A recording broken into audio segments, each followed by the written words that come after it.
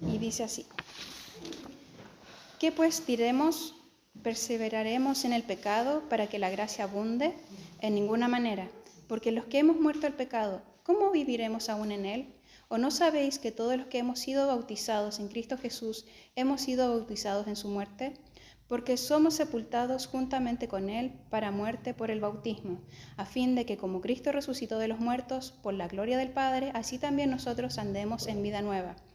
Porque si fuimos plantados juntamente con él en la semejanza de su muerte, así también lo seremos en la de su resurrección, sabiendo esto, que nuestro viejo hombre fue crucificado juntamente con él, para que el cuerpo del pecado sea destruido, a fin de que no sirvamos más al pecado, porque el que ha muerto ha sido justificado del pecado.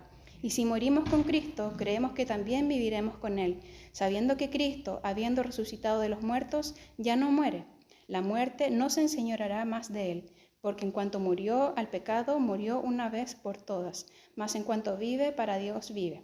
Vamos a leer esta primera parte y voy a hacer una oración. Mi Dios amado, gracias te doy por estar en este lugar, Señor, para exponer tu palabra. Te pido que seas tú dirigiéndome, Señor, ayudándome, Señor, conforme a lo que se preparó, mi Señor, que tu Santo Espíritu me guíe, Señor, y que seas tú conmigo, mi Señor. Bendice a mis hermanos, Señor, que están escuchando, Padre amado, en el nombre bendito de tu Hijo Jesús. Amén. Bien, vamos a partir con esta primera parte, que son los versículos del 1 al 10.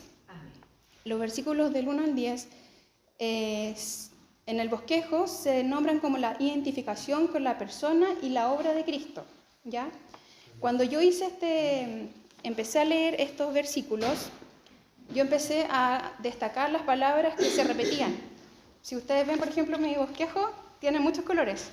Y tienen, por ejemplo, las palabras que más se repetían. Vi que se repetía pecado, muerte, se repetía 12 veces, resurrección 8, bautismo 3. ¿Y qué quiere decir eso? Cuando nosotros vemos que las palabras se repiten mucho, es porque la persona que está escribiendo quiere dar énfasis a lo que nosotros vamos a leer, ¿cierto?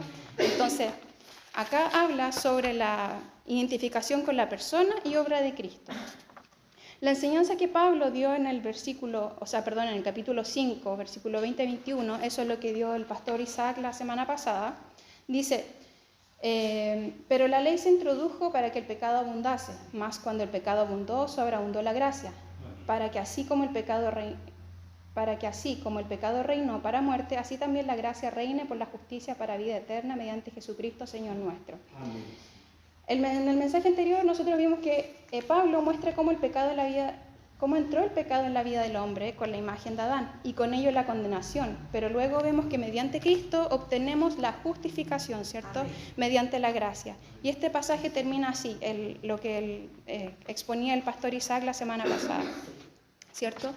Entonces nosotros vamos a que la enseñanza que da Pablo en esta última parte podría ser tergiversada por las personas que lo podrían escuchar. Claro, entonces dice que si el pecado abunda, entonces la gracia sobreabunda. Entonces, ¿qué tenemos que hacer? ¿Pecar más? Eso es lo que la gente podría suponer. ¿Y qué es lo que hace Pablo? Trata de alguna forma refutar lo que se podría interpretar de esa manera, y por eso Pablo trata de explicar en este pasaje en el capítulo 6, en lo que viene ahora. Entonces, lo explica desde el versículo 1 hasta el 14. ¿Por qué dice Pablo esto en el capítulo 5? Porque en el momento y lugar en que el pecado se había mostrado en toda su dimensión, la gracia se hizo presente sobreabundantemente. Y esto el pastor Isaac lo explicó de una forma muy gráfica. Cuando nosotros, por ejemplo, él hablaba sobre el tema de la ley.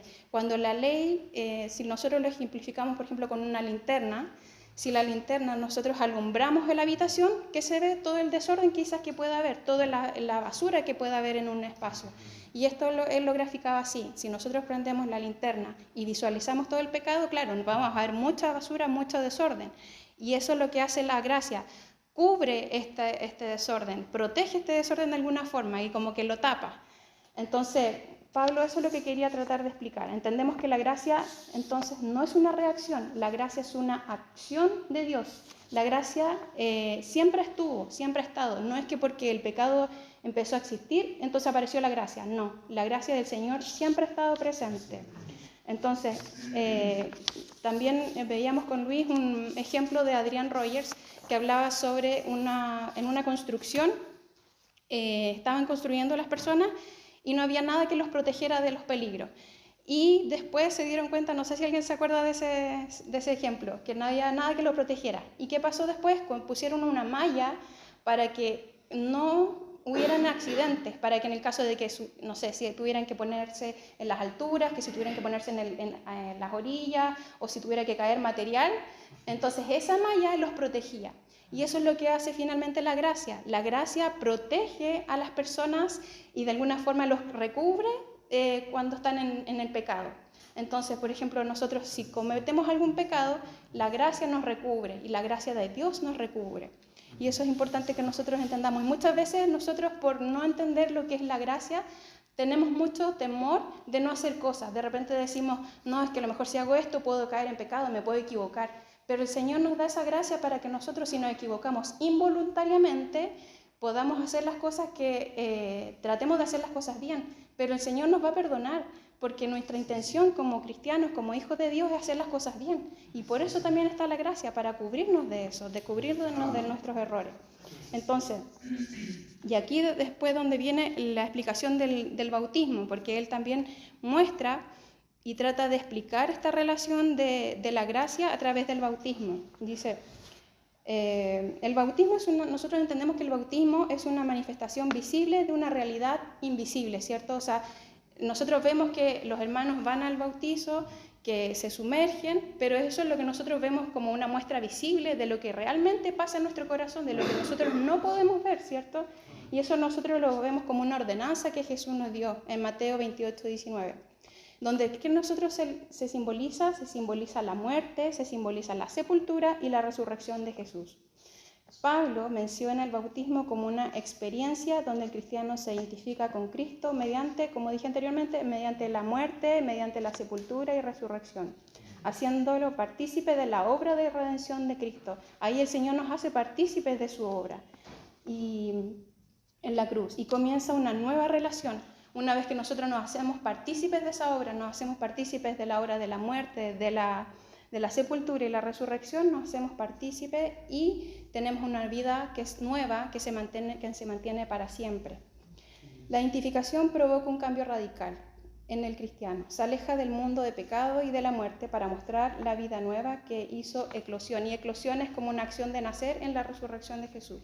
Por eso como un poco para fundamentar, por eso el título de esta primera parte se llama Identificación con la persona y obra de Cristo, porque aquí es el momento en que nosotros nos identificamos con la persona de Cristo, que nos identificamos con la obra que hizo el Señor y nos identificamos con la persona, ¿cierto? Por lo tanto, la nueva vida del cristiano no es una mera resurrección, sino que vendría siendo una consecuencia del cambio de ciudadanía, que pasamos a ser ciudadanos, estábamos como ciudadanos del mundo, ¿cierto? El mundo del pecado, y después pasamos a ser ciudadanos del mundo en Cristo, del cielo, ¿cierto? Sí. Y es por esto que la condición de esclavitud bajo el pecado queda interrumpida definitivamente y el creyente recibe en Cristo para poder llevar una vida fuera de la esfera del mundo. Si nosotros lo vemos así como para ejemplificar, nosotros estábamos inicialmente en la esfera del pecado, y en esa esfera del pecado el que nos reinaba de alguna forma era el pecado. El pecado era el que nos esclavizaba y nosotros no podíamos salir de ahí. Pero una vez que el Señor llegó a nuestras vidas, una vez que nosotros nos sentimos identificados con la muerte, con la sepultura y con la resurrección, y creímos en Él, el Señor nos traslada a la otra esfera, a la esfera de donde está Él, de la santificación. Entonces es importante que nosotros entendamos que ya una vez que ya nosotros salimos de eso, el pecado no puede tener dominio sobre nosotros. El pecado ya no tiene dominio sobre nosotros, es Cristo el que tiene dominio sobre nosotros y su gracia es el que nos recubre. Entonces, si el pecado no tiene dominio, nosotros no debemos dejarnos esclavizar por el pecado. Entonces es importante que nosotros podamos entender que ya no somos esclavos del pecado, sino que debemos creer en Cristo. En el versículo 6 dice, sabiendo esto, que nuestro viejo hombre fue crucificado juntamente con él, para que el cuerpo del pecado sea destruido, a fin de que no sirvamos más al pecado. Cuando se refiere al viejo hombre, sabemos que se refiere a nuestra vida antes de la conversión, ¿cierto? Mi antiguo yo, lo que éramos antes de ser cristianos, bajo el dominio de la carne. el cuerpo del pecado, naturaleza, y el cuerpo del pecado es la naturaleza pecaminosa, ¿cierto? Pero nosotros entendemos que esto no se va. Y en el versículo 6, como decía también, dice, sabiendo esto, que nuestro viejo hombre fue crucificado juntamente con él para que el cuerpo del pecado sea destruido. Aquí cuando dice destruido es que en estricto rigor y viendo el origen de esta palabra no es que sea destruido como tal, sino que es derrotado y anulado de poder, se anula ese poder. No es que se haya destruido el cuerpo de pecado, sino que se anuló. Y eso es lo que nosotros también tenemos que comprender. Por otra parte, en la cocrucifixión, nosotros denominamos cocrucifixión, ¿por qué? Porque Cristo fue quien se crucificó por nosotros, ¿cierto? Quien se hizo la acción de la crucifixión. Pero se dice cocrucifixión porque nosotros nos crucificamos junto a Él. Entonces, en la cocrucifixión, el viejo hombre queda abolido. ¿Y qué quiere decir abolido? Invalidado, sin vigencia. Pero la vieja naturaleza no fue destruida. O sea, si bien el pecado fue tapado por la muerte del Señor, no fue destruida la vieja naturaleza. Y cuando yo veo que la vieja naturaleza no fue destruida, yo lo asimilo, por ejemplo, con nuestro ADN. Nuestro ADN siempre va a estar. Nuestro ADN es distinto y único para mí, único para mi pastora, para mis hermanos. Siempre vamos a tener un ADN distinto. Cada uno tiene un ADN distinto. Y ese ADN nos va a acompañar desde que nosotros nacemos hasta que nos morimos, ¿cierto? Así vendría siendo nuestra naturaleza pecaminosa. Que nuestra naturaleza siempre va a estar. Por más que nosotros estemos cubiertos bajo la gracia del Señor, en nuestro ADN, como vieja naturaleza, siempre va a estar. Ahora, de que importante también, más bien quedó sin el poder. Cuando nosotros nos trasladamos, sabemos que esta vieja naturaleza no va a tener el poder que tenía antes, no va a tener el poder que tenía el poder sobre nosotros, sino que el poder va a ser la gracia de Dios. Y eso es también que nosotros podamos ver. Por lo tanto, ya no existe la acción esclavizante del pecado, la acción dominante. Si nosotros le damos una personalidad a este pecado, es una acción dominante, ¿cierto? Cuando estábamos en la esfera del pecado, cuando estamos en el mundo del pecado, el pecado tenía una acción dominante. ¿Por qué? Porque nosotros no podíamos salir de ahí. Quizás por mucho más que intentáramos hacer cosas buenas, hacer cosas distintas, hacer cosas contrarias a lo que es lo del pecado, era imposible, porque el pecado nos dominaba. Y nosotros éramos los dominados, nosotros como pecadores éramos dominados, porque el creyente ha sido retirado y liberado de ese mundo, la persona ya está muerta en esa esfera, y el hecho de ya estar muerta en esa esfera no puede tener control. Si una persona ya está muerta, ¿cómo va a tener el control la persona si una persona está muerta, ¿cómo el pecado va a tener el control sobre esa persona que está muerta? Porque ya no existe en ese mundo, la persona cambió de esfera. Entonces, ¿cómo una persona puede ser esclavizada al pecado si ya no es parte de ese lugar? Ahí de repente uno dice que hay personas que pueden estar esclavizadas y que vuelven al pecado y de repente nosotros nos preguntamos eso. La única forma es que esa persona no haya muerto realmente al pecado, y ahí es donde nosotros nos tenemos que cuestionar si es que realmente murió al pecado o no, si es que realmente se entregó, si es que realmente se identificó con la crucifixión de Cristo, si es que realmente murió, quedó sepultado y resucitó con Cristo. Y es por eso que nosotros debemos saber diferenciar entre cometer un pecado, que nosotros siempre vamos a estar cometiendo pecados, obviamente, si tenemos esa naturaleza pecaminosa, entre cometer un pecado y vivir para el pecado. El que practica el pecado es esclavo del pecado, porque es algo constante, ¿cierto? Algo que ni siquiera tiene ese arrepentimiento en su corazón de querer hacer las cosas de otra forma. Aquí vamos a leer Juan 8:34, si es que alguien me puede ayudar.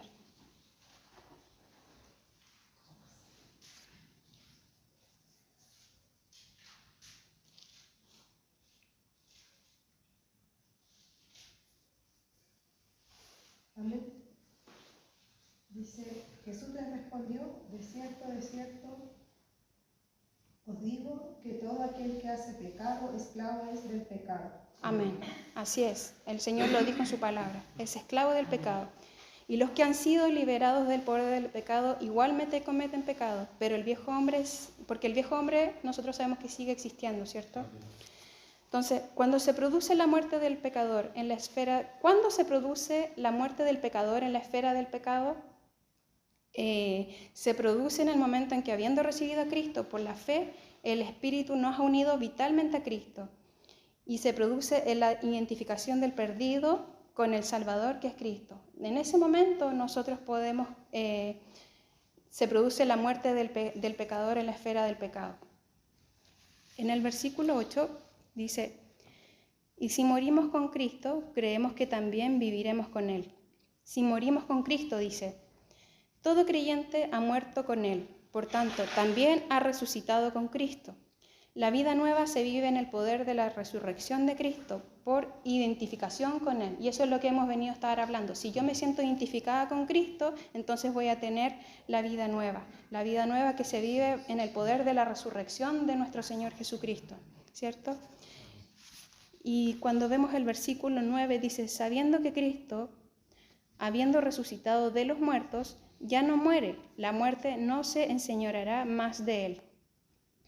El sacrificio de la muerte de Jesús tiene dos elementos claves, y eso nosotros lo sabemos, que es irrepetible, que esa muerte no se vuelve a repetir, porque es una eficacia absoluta de salvación, y se produce para siempre, porque esa es una extensión infinita en cuanto al tiempo, esa va a perdurar. Entonces es irrepetible y es para siempre. Y esa es la primera parte que nosotros podemos identificarnos con la persona y con la obra de Cristo. En la segunda parte de nuestro bosquejo lo llamamos el reconocimiento de la nueva realidad. Una vez que nosotros ya nos identificamos como hijos de Dios, como nos identificamos con la muerte, con la resurrección, pasamos a reconocer la nueva realidad. Y este reconocimiento de la nueva realidad lo vemos en el versículo 11. Dice, así también vosotros, consideraos muertos al pecado, pero vivos para Dios en Cristo Jesús, Señor nuestro. Entonces, ¿qué es lo que nos dice aquí el apóstol Pablo? Dice, consideraos muertos al pecado, lo que nos decía anteriormente, considérense que están muertos al pecado, ya no viven en el pecado, ya no son esclavos del pecado, por lo tanto, ya no son esclavizados, ahora viven para Dios en Cristo Jesús. Muertos al pecado, no estamos sometidos al pecado, ¿cierto?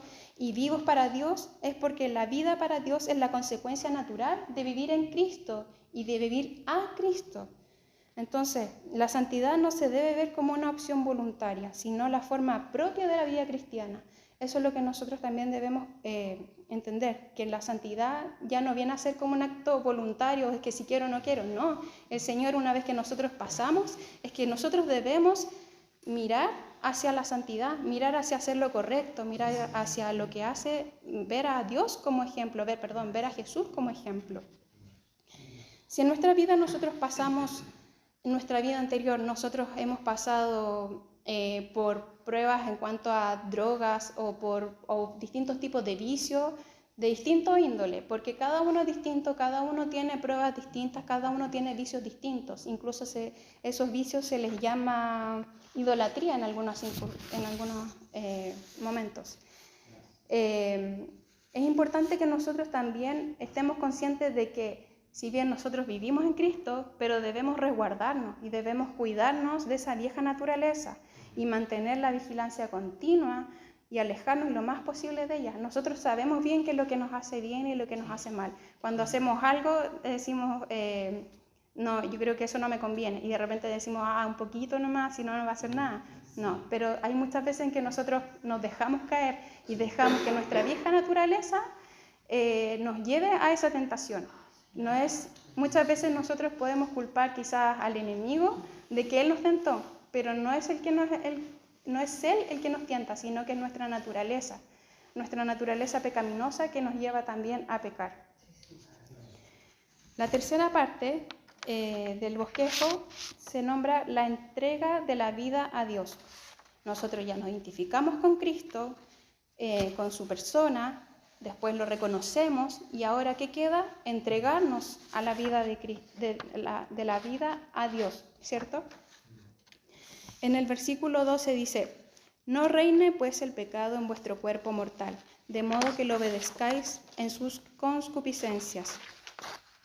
Ni tampoco presentéis vuestros miembros al pecado como instrumentos de iniquidad, sino presentaos vosotros mismos a Dios como vivos de entre los muertos, y vuestros miembros a Dios como instrumentos de justicia, porque el pecado no se enseñoreará de vosotros, pues no estáis bajo la ley, sino bajo la gracia. Cuando Pablo dice, no reine pues el pecado en nuestro cuerpo mortal, es que Pablo lo presenta como una orden, no lo hagan, no está diciendo como algo voluntario, sino que está diciendo no lo hagan, es una orden, algo que se debería obedecer a esa demanda y no obedecer a las pasiones propias de la vieja naturaleza. Y por lo tanto nosotros entendemos con esto que no hay términos medios, no es que sí, más o menos, no lo hagas porque no te conviene. A pesar de que este mandato Pablo da, él no ignora las tentaciones y el pecado. Él está consciente de que nosotros estamos bajo nuestra naturaleza pecaminosa y que tenemos ese pecado en nosotros. Sabemos que el cristiano vive en un cuerpo de debilidad. En este cuerpo débil tenemos esa vieja naturaleza que activa las concupiscencias, que son las concupiscencias son los deseos no gratos para Dios, que son propias de ella. Por tanto, la vieja naturaleza actúa vendría siendo como un agente del pecado, ya que trata continuamente de seducir al cristiano, como les decía anteriormente. La vieja naturaleza sabe lo que a mí me hace mal. ¿Y qué es lo que hace? Trata de buscar las cosas para que yo pueda caer. Entonces nosotros tenemos que estar atentos. ¿Y qué es lo que debemos hacer? Buscar la santidad de Dios. Y al final termina siendo esto como una especie de lucha, que lo voy a comentar más adelante. Vamos a leer Santiago 1, 13 al 15, si es que alguien me puede leer.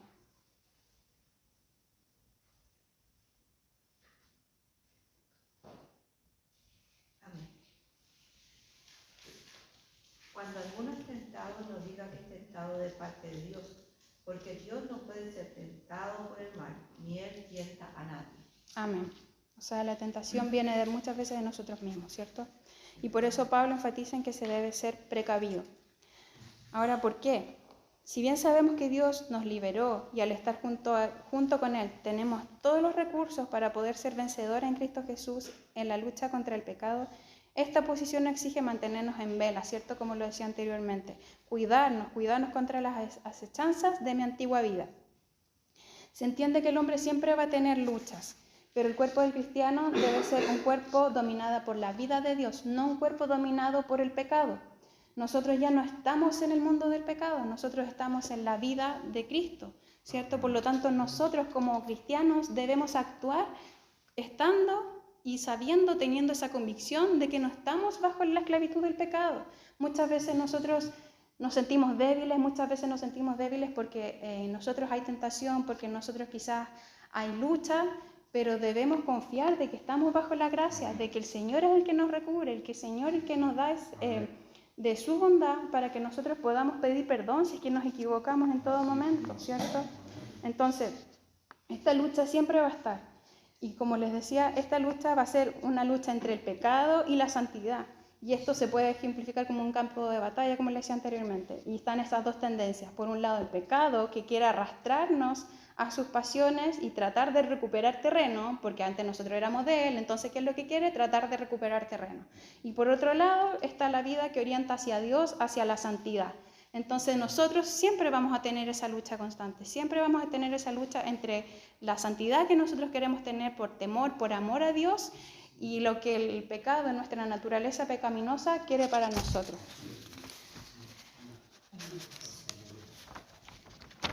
En el versículo 13 dice, ni tampoco presentéis vuestros miembros al pecado como instrumentos de iniquidad. Cuando se refiere a miembros, son las partes del cuerpo, ¿cierto? Probablemente eso se refiere a los aspectos de nuestra vida. Pablo insiste en la necesidad de permanecer en el terreno de la santidad. Dice, como instrumentos, ni tampoco presentéis vuestros miembros al pecado como instrumentos de iniquidad. Porque si nosotros ponemos a disposición del pecado los miembros del cuerpo, ya que se pueden convertir en instrumentos de iniquidad, ¿cierto? Instrumentos de gran maldad. Sabemos que la santidad y el obrar bien son demandas irrenunciables. Porque eso es lo que nosotros debemos hacer como cristianos. Debemos buscar la santidad y el obrar bien para el cristiano. Y este actuar no solamente hace que nosotros nos identifiquemos con Cristo, con la vida nueva en Cristo, no solamente va por mí, sino que también esto sirve para que el mundo pueda glorificar al Padre. También por mis actos yo puedo glorificar al Señor, porque el resto va a ver lo que yo estoy haciendo. Si yo hago algo mal, no va a ser glorificado el Señor en mí, no va a ser glorificado su nombre. Entonces, ¿qué nosotros también tenemos que preocuparnos y ocuparnos de glorificar al Señor a través de mis actos? No solamente por actuar yo bien y por estar yo cerca de mi santidad, sino que preocuparme de lo que el resto ve. En el versículo 14 dice, porque el pecado no se enseñoreará de vosotros, pues no estáis bajo la ley, sino bajo la gracia. Y este versículo vendría siendo la justificación a todo lo que se expuso anteriormente. Ahora que nosotros estamos en Cristo, estamos bajo el dominio de la gracia y de la vida, por lo que el pecado dejó de ser nuestro rey. Ya nosotros no estamos bajo el reinado del pecado, y eso nosotros debemos entenderlo, debemos asimilarlo, de que somos libertados en Cristo, de que primeramente nos identificamos con Cristo, nos identificamos con la obra, nos identificamos con la persona, morimos, estuvimos en la tumba, resucitamos con Cristo, hubo una co-crucifixión, creímos en lo que Él nos dio, creemos en su fe, creemos en la gracia que Él nos da. Después estamos reconociendo esta obra. Y ahora es lo que nosotros debemos hacer, cómo nosotros debemos actuar, ¿cierto? Es todo un proceso del tiempo de esta crucifixión. Entonces, si bien el pecado tienta, seduce, ejerce presión sobre nosotros, no puede obligarnos a pecar. Es imposible que nos obligue a pecar. Y ahí es donde nosotros también tenemos que ser sabios y también ser autocríticos muchas veces y decir, no fue que me obligó a pecar, soy yo, soy mi vieja naturaleza que me lleva a esto, que me lleva a este mal. No se puede enseñorear sobre nosotros. Por la gracia de Dios, nosotros tenemos la unión con Cristo. ¿Cómo nosotros podemos evaluar si estamos unidos a Cristo? Y aquí Sugel expresa en 3 puntos esta respuesta. Primero, por el deseo sincero que tengo en mi corazón de obedecer y servir a Dios. Segundo, por la lucha que tengo de no pecar. Tercero, por el dolor que me causa de haber pecado y me lleva al arrepentimiento constantemente. Nosotros como cristianos deberíamos tener estos 3 pensamientos cuando nosotros pecamos. El deseo sincero que tengo en mi corazón de obedecer y servir a Dios, de estar con Él. La lucha que tengo de no pecar. Nosotros tenemos lucha día tras día, noche tras noche, semana a semana. Siempre tenemos esa lucha de no pecar y nos equivocamos. Perdimos perdón y siempre estamos en esa lucha, como decía anteriormente. Pero el dolor que me causa haber pecado y me lleva al arrepentimiento constantemente. Y esto es importante que nosotros podamos tomar conciencia, porque yo no estoy en sus pensamientos y en sus corazones, pero si por alguna razón, quizás usted de estas 3 razones sienta solamente 2, por ejemplo, dice por la lucha que tengo de no pecar. Quizás no hay una lucha, quizás no siente ese deseo de luchar contra el no pecado. Examínese y veamos, pidamos la ayuda al Señor, que el Señor nos ayude a que podamos luchar, a que podamos buscar la santidad del Señor, de que podamos entender en nuestro interior que el pecado nos hace mal para nuestra vida en comunión con el Señor, en nuestra vida de santidad que buscamos constantemente. Entonces, que hagamos una introspección de alguna forma y podamos comprender que es importante que tengamos el deseo sincero en nuestro corazón de obedecer y servir al Señor, que tengamos esa lucha de no pecar y por el dolor que me causa haber pecado. Si el pecado no me causa un dolor, entonces cuestionémonos realmente, ¿estamos haciendo las cosas bien? Y que ese dolor y que esa causa de haber pecado me lleve al arrepentimiento, porque claro, yo puedo haber pecado, pero me arrepiento o igual yo creo que estuvo bien. No, si dentro de todo estuvo bien lo que yo hice, ya si el Señor igual me perdona, pero también es importante que yo me arrepienta y que me arrepienta de corazón y que sea un arrepentimiento sincero, ¿cierto? Entonces, como conclusión, en el momento en que un hombre se arrepiente y confiese que cree en el Señor con todo su corazón, Dios nos une a Cristo y hemos muerto al pecado. Para un verdadero creyente, querer hacer la voluntad de Dios debería ser siempre su objetivo, aunque constantemente se cometa el pecado. Y eso es lo que veníamos conversando anteriormente. El verdadero creyente se avergüenza y tarde o temprano se vuelve a Él. Es una vida de constante arrepentimiento y fe. El fruto del Espíritu debe ser visible siempre en nuestras vidas, estar siempre luchando y trabajando para que las obras se puedan ver reflejadas en nuestra vida, ¿cierto? Para glorificar al Señor. El cristiano no se distingue por lo que no hace, sino por las cosas que hace, con el deseo expreso de que Dios sea glorificado en su vida y el resto sea beneficiado.